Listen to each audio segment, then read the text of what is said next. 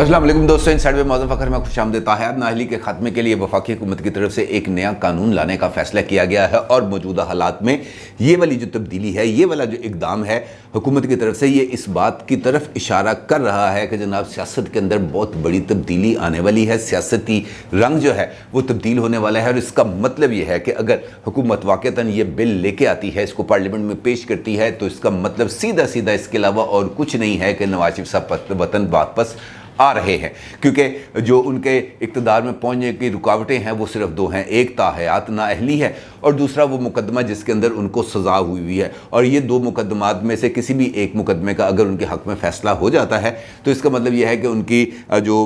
मामलात हैं वो बिल्कुल सीधे हो जाएंगे। अब वज़ारत कानून ने जो मुसवदा है इस हवाले से ताहयात नाअहली को ख़त्म करने के हवाले से उस पर तैयारी का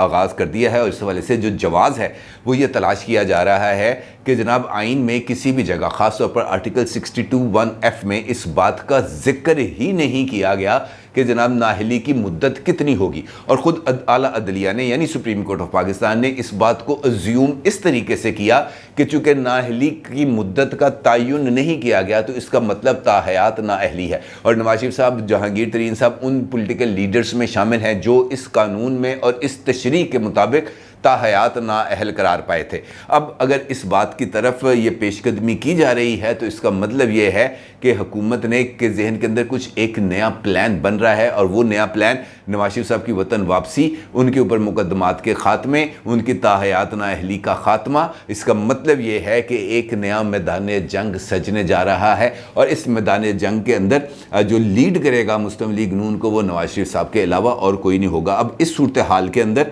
जो डेवलपमेंट्स होंगी अब वो मुमकिन तौर पर क्या हो सकती हैं, क्योंकि यकीनी तौर पर जैसे ही इस कानून साजी के अमल का आगाज़ किया जाएगा पाकिस्तान तहरीक-ए-इंसाफ इसको चैलेंज करने की पुरजोर कोशिश करेगी। लेकिन दिलचस्प मामला ये होगा इस सारी सूरत हाल में कि इमरान खान साहब के सर पर इस वक्त ख़ुद ताहयात नाअहली की तलवार लटक रही है और इस सारे सिनेरियो में जहाँ पर ख़ुद उनके सर पर ताहयात नाअहली की तलवार लटक रही है, क्या इमरान खान साहब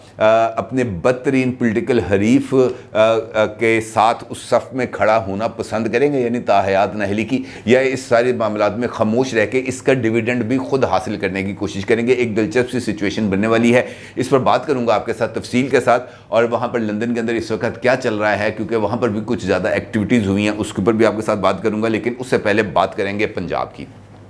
जहाँ पर कुछ सूरत हाल थोड़ी सी बिगड़ती हुई नज़र आ रही है। इस वजह से बिगड़ती हुई नज़र आ रही है कि एक जानिब तो पंजाब काबीना ने हल्फ उठाया, गवर्नर पंजाब वलीगुर रहमान ने उससे हल्फ लिया, 21 रुकनी काबीना ने हल्फ उठाया, लेकिन इसके अंदर काफ लीग का एक भी आदमी मौजूद नहीं था, कोई एक बंदा ऐसा नहीं था जिसने बतौर वज़ीर हल्फ उठाया हो। और इमरान खान साहब ने चूँकि वाज़ेह तौर पर कह दिया था कि जनाब आपको चीफ मिनिस्ट्री दे दी है, 10 सीटों की आप जमात हैं, अब इन 10 सीटों से बढ़कर आपको चीफ मिनिस्ट्री भी दें, वजारतें भी दें, इतने ज़्यादा हम अच्छे कोई नहीं हैं। उसके बाद मोना सलाई साहब जाके मिले इमरान खान साहब से, उन्होंने को मिन्नत अल्लाह किया। उसके बाद इमरान खान साहब ने कुछ लचक इस हद तक मुजाहरा किया कि अगर हमें ज़रूरत पड़ी, हमने इसकी तोसी की पंजाब काबीना की, तो उसके अंदर को काफ लीग का एक आध वज़ीर हम शामिल कर लेंगे। अलबत्ता एक काफ लीग के रुकन असम्बली को जो हैं जो चीफ मिनिस्टर पंजाब हैं परवेज़ इलाही साहब, उन्होंने अपना मुआवने खुसूसी मुकर्रर किया है। अब मुआवने खुसूसी है, इसके अलावा तो कोई सूरत हाल नहीं है। लेकिन एक वक्त जिस वक्त ये जो गवर्नर पंजाब हैं वो हल्फ ले रहे थे, उसी वक्त जो चीफ सेक्रेटरी पंजाब हैं कामरान अफजल साहब, वो वफाकी हुकूमत को एक ख़त तहरीर कर रहे थे जिसके अंदर वो ये कह रहे थे कि जनाब मैं मौजूदा हालात में पंजाब के में जिस तरह की सूरत हाल चल रही है, इन हालात में मैं पंजाब के अंदर मज़ीद काम नहीं कर सकता, बराए करम मुझे मेरी ज़िम्मेदारियों से रिलीव कर दिया जाए। और उससे पहले ज़राए इस बात के बारे में इशारे दे रहे हैं और उनका ये मानना है कि इससे पहले यानी ये वाला जो उन्होंने अपनी ज़िम्मेदारियों से रिलीव करने के लिए फेडरल गवर्नमेंट को दरख्वास्त की थी, उससे पहले उन्होंने एक तफसीली ख़त भी तहरीर किया था प्राइम मिनिस्टर शहबाज शरीफ साहब को भी और चीफ मिनिस्टर पंजाब परवेज़ इलाही साहब को भी, जिसमें उन्होंने पंजाब के अंदर ब्यूरोक्रेसी के अंदर ख़ास तौर पर जो रिजेंटमेंट पाई जाती है, जो तहफ़्फ़ुज़ात पाए जाते हैं, उसके ऊपर उन्होंने जिक्र किया था। और ख़ास तौर पर जब से परवेज़ इलाही साहब ने चीफ मिनिस्टर बने हैं उस वक्त से लेकर अब तक तकरीबन 50 से ज़ायद अफसरान के वो तबादले कर चुके हैं और इसके ऊपर चीफ सेक्रेटरी कामरान अफजल को शदीद तरीन तहफ़्फ़ुज़ात हैं। उन्होंने कहा कि यार चीफ सेक्रेटरी میرے کو نہ کوئی پوچھ رہا ہے نہ میرے کو گل کر رہا ہے. جس کا دل کرتا ہے وہ اٹھاتا ہے, کسی افسر کو ادھر سے ادھر لگا دیتا ہے, ادھر سے ادھر لگا دیتا ہے. میں پنجاب کی بیوروکریسی کا ہیڈ ہوں, مجھے پتہ ہی نہیں میرے ناک کے نیچے کیا ہو رہا ہے. مجھے کوئی یہ بتانا پسند نہیں کر رہا کہ جناب اس افسر کو میں نے یہاں پہ رکھنا ہے, اس افسر کو میں نے یہاں پہ رکھنا ہے. آپ کی مرضی ہے, لیکن کم از کم اپنا چینل تو درست کریں نا. یہ کیا بات ہوئی, چیف منسٹر آفس سے تبادلوں کے احکامات جو ہیں وہ صادر کیے جا رہے ہیں اور چیف سیکرٹری کو پتہ ہی نہیں ہے. اس پہ, اس ساری سینیریو پہ, اور خاص طور پر ایک نان بیوروکریٹ شخصیت کو سروسز کے آدمی نہ ہونے کے باوجود محمد خان بھٹی صاحب کو پرنسپل سیکرٹری پنجاب کے عہدے پر لگانے پر بھی بیوروکریسی کے اندر شدید جو ہے وہ ریزنٹمنٹ پائی جاتی ہے. اور ان کا کہنا ہے کہ یار ایک گریڈ 7 کا بندہ تھا, کلرک تھا محکمہ پتہ نہیں کون سے میں, وہاں سے اس کو اٹھا کے آپ ڈیپوٹیشن پر لے کے جاتے ہیں, آپ اس کو پنجاب اسمبلی میں لے کے جاتے ہیں, پھر پنجاب اسمبلی کے اندر یک مشت 7ویں سے وہ جاتا ہے 16ویں گریڈ سے, پھر 16ویں سے آپ اس کو اٹھا کے لے جاتے ہیں 18ویں گریڈ میں. اب آپ نے اس کو پرنسپل سیکرٹری اپنا ٹو دی جو ہے چیف منسٹر وہ لگا دیا ہے. تو یہ بنیادی طور پر وہ جو سروسز کیڈر ہیں, جو لوگ پڑھ لکھ کے جنہوں نے CSS کے امتحان پاس کیے ہیں, جنہوں نے محنت کی ہے, ان لوگوں کا رائٹ ہے. یہ جو آپ نے ہینڈ پکڈ پرنسپل سیکرٹری لگایا ہے, یہ کسی بھی صورت بیوروکریسی اس کے نیچے کام کرنے کے لیے تیار نہیں ہے. میں اس والے سے انہوں نے ایک تفصیلی خط لکھا ہے جو چیف منسٹر کو بھی بھیج دیا, جو انہوں نے پرائم منسٹر کو بھیج دیا. اس خط کے اوپر کوئی کارروائی نہیں کی گئی, جس کے بعد انہوں نے پھر ایک خط لکھا جہاں پر انہوں نے اس بات کی درخواست کی کہ جناب مجھے براہ کرم میری موجودہ ذمہ داریوں سے ریلیو کر دیا جائے اور یہاں پہ کسی دوسرے تگڑے آدمیوں کو لگائے جو یہ ساری صورتحال کو دیکھ سکے. البتہ اس بار خط کا ان کو جواب مل گیا اور ان سے یہ ہدایت کی گئی فیڈرل گورنمنٹ کی طرف سے کہ جناب آپ اپنا کام جاری رکھیں. اب یہ جو عہدے ہیں کچھ, جیسے چیف سیکرٹری ہے, جیسے IG پنجاب ہے, یہ وہ عہدے ہیں جن پر تقرری فیڈرل گورنمنٹ کرتی ہے, کنسلٹیشن کرتی ہے وہ پروونشل گورنمنٹ سے, ان سے چوائسز لیتی ہے, لیکن کس بندے نے لگنا ہے اس کا فیصلہ فیڈرل گورنمنٹ کرتی ہے. اب وہ چونکہ فیڈرل گورنمنٹ کا نمائندہ ہوتا ہے, لہٰذا اس نے جو مرکز اور صوبہ ان کو دونوں کے درمیان رابطہ کاری کا بھی فرائض انجام دینے ہوتے ہیں, اور اس طرح پالیسیز جو فیڈرل پالیسیز آ رہی ہیں ان کو بھی پنجاب کی یا کسی بھی صوبے کی پالیسیز کے ساتھ الائن کر کے اس نے اپنے نظام کو آگے چلانا ہوتا ہے. لیکن ایسا نہیں ہو سکتا کہ ایک جو ہے چیف ایگزیکٹو ہو کہ تم نے شمال میں جانا ہے, دوسرا کہ تم نے جنوب میں جانا ہے, تو ایسی صورتحال کے اندر گورننس تو نہیں ہوتی. اب جس طریقے سے پرویز الہی صاحب نے آتے ساتھ ہی یہاں پر یہ جو تبادلوں کے جھکڑ چلائے ہیں, اور پھر ان کا جو پرنسپل سیکرٹری ہے وہ اپنے طرف سے احکامات صادر کیے جا رہے تھے, تو اس کے اوپر اس قسم کا رد عمل آنا تھا, وہ آیا. پھر یہ ہوا کہ جناب خان محمد بھٹی صاحب کی جو تقرری کی ہے پرویز الہی صاحب نے, وہ ہائی کورٹ میں چیلنج کر دی گئی. جب ہائی کورٹ پہ چیلنج کر دی, میاں داؤد ایڈوکیٹ نے وہ جو ہے اس کو چیلنج کیا. اس کے بعد یہ ہوا کہ خان بھٹی صاحب نے جب یہ دیکھا کہ جناب ہائی کورٹ کے اندر جا کے مصیبت پڑ جانی ہے, انہوں نے ایکس پاکستان لیو منظور کرائی چودھری پرویز الہی سے, اور اب وہ اپنا سامان باندھ رہے ہیں, وہ نکل رہے ہیں ملک سے باہر. اب اگر وہ ملک سے باہر جا رہے ہیں تو اس کا مطلب یہ ہے کہ پنجاب کے اندر وہ اہم ترین بندہ جو پرویز الہی صاحب کی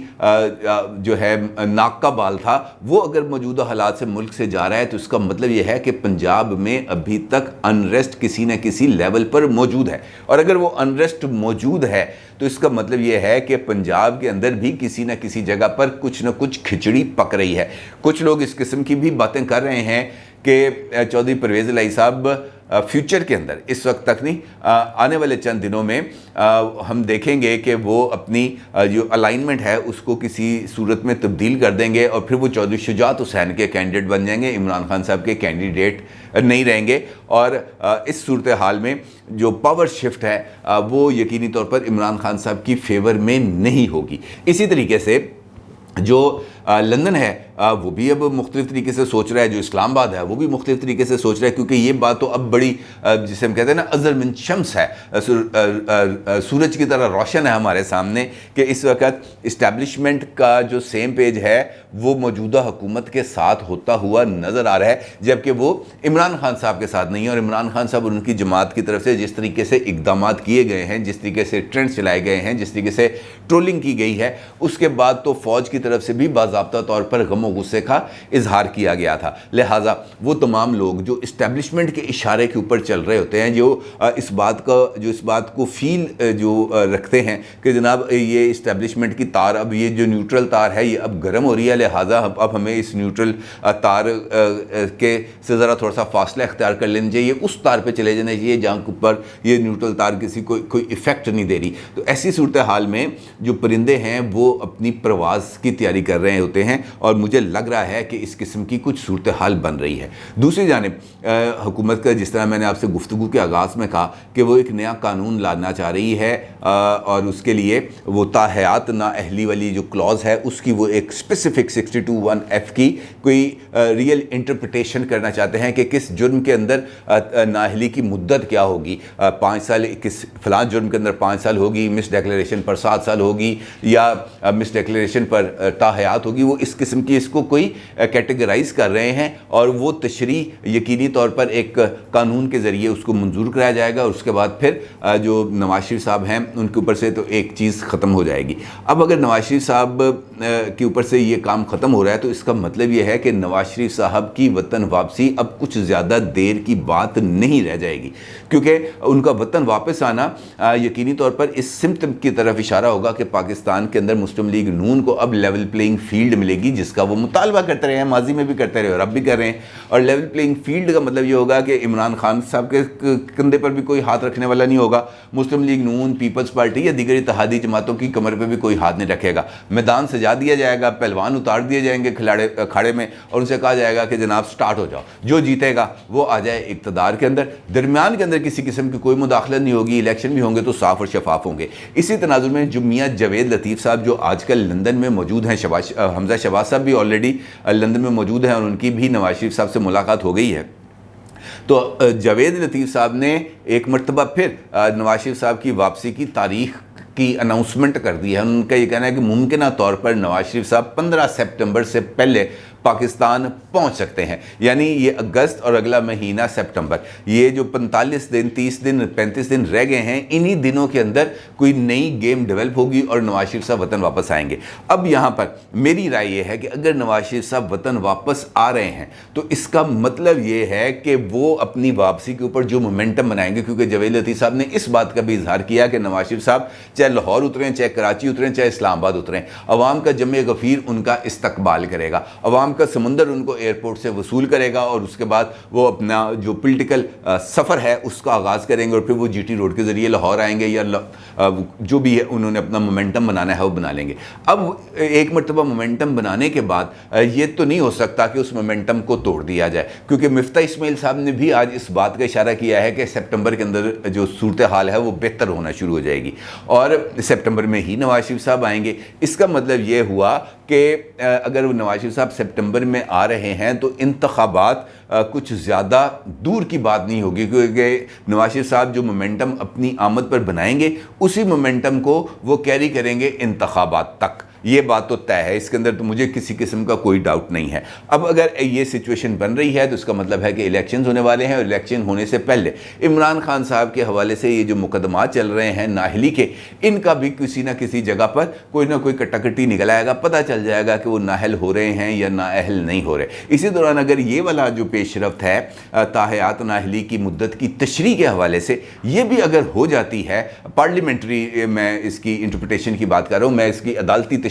کی بات نہیں کر رہا، پارلیمنٹ سے اگر یہ بات سامنے آ جاتی ہے تو پھر اس کا مطلب یہ ہوگا کہ جناب یہ گیم اب آگے بڑھی ہے، اور عمران خان صاحب اس پوزیشن میں اس وقت نہیں ہوں گے، وہ کہیں گے اچھا میں تو تاحیات نااہل ہو رہا ہوں، نواز شریف کو بھی تاحیات نااہل کرو۔ وہ کہیں گے اچھی بات ہے کہ یہ انہوں نے قانون میں یہ تبدیلی کر دی ہے، اس کا فائدہ وہ خود بھی اٹھائیں گے، لہٰذا یہ گیم ذرا تھوڑی سی اب دلچسپ ہونے جا رہی ہے اور نیکسٹ فیز میں داخل ہونے جا رہی ہے۔ اور اس کا اظہار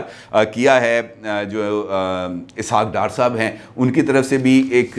جو مہم ہے اس کا آغاز کر دیا گیا۔ انہوں نے تمام اوورسیز چیپٹرز کے عہدیداران کو خطوط بھی لکھے ہیں، پھر انہوں نے ان کے ساتھ زوم میٹنگ بھی کی ہے، جس کے اندر انہوں نے ان کو کہا کہ جناب یہ فارن فنڈنگ والا جو معاملہ ہے پاکستان تحریک انصاف کا، اس کو ذرا اچھے طریقے سے اجاگر کریں، اس کی ذرا میڈیا کیمپیننگ ذرا ٹھیک طرح کریں، تمام تنظیموں کو، میڈیا کمیٹیوں کو، سب کو متحرک کریں کہ یہ انٹرنیشنل لیول کے اوپر جو تحریک انصاف کا جو ایک नैरेटिव था उसको अच्छा खासा टफ टाइम दिया जा सके। इसके साथ साथ हमज़ा शहबाज साहब की मुलाकात हुई है। हमज़ा शहबाज साहब ने मुलाकात के बाद उनका जो बड़ी अच्छी मुलाकात रही है और यकीनी तौर पर बहुत सारे अमूर ज़ेर बहस आए हैं, उन पर गुफ्तगू हुई है। पंजाब की सूरत हाल, सियासी सूरत हाल, मुल्क की सूरत हाल, नवाज शरीफ साहब की वतन वापसी के हवाले से भी उनसे सवाल पूछा गया। तो हमज़ा साहब का ये कहना था कि जनाब नवाज शरीफ साहब की वतन वापसी जो है वो मशरूत है डॉक्टर्स की इजाज़त और उनकी सेहत से। डॉक्टर्स उनको जिस वक्त इजाज़त दे देंगे कि वो पाकिस्तान ट्रैवल कर सकते हैं, वो पाकिस्तान ट्रैवल कर लेंगे। वो ज़रूरत से ज़्यादा 1 मिनट भी लंदन क़याम नहीं करेंगे। यानी उन्होंने इस मरतबा इस बात का इजहार नहीं किया कि वो नहीं आ रहे। उन्होंने बिटवीन दी लाइन से ये बात को इस तरीके से लिंक कर दिया कि डॉक्टर्स उनको जिस लम्हे कह देंगे कि you are fit to fly, वो उसी टाइम एक लम्हा जो है वो तख़ीर किए बगैर वो पाकिस्तान के लिए अपनी सीट बुक कराएंगे और पाकिस्तान आ जाएंगे। इस सारे सिनेरियो का मतलब ये है कि ये जो आने वाले 30-35 दिन हैं अगले, यानी अगस्त का महीना और सितंबर का फर्स्ट वीक, ये इंपॉर्टेंट पॉलिटिकल डेवलपमेंट्स का है और इसके अंदर ही तमाम अहम फैसले होने जा रहे हैं। उन फैसलों से कोई फ़ैसला किसी को अच्छा लगे या बुरा लगे, लेकिन इम्पॉर्टेंट टाइम यही है और यहीं से एंड गेम का आगाज़ होगा। अपनी राय का ज़रूर इजहार कीजिएगा। आपका बहुत शुक्रिया। अल्लाह हाफ़िज़।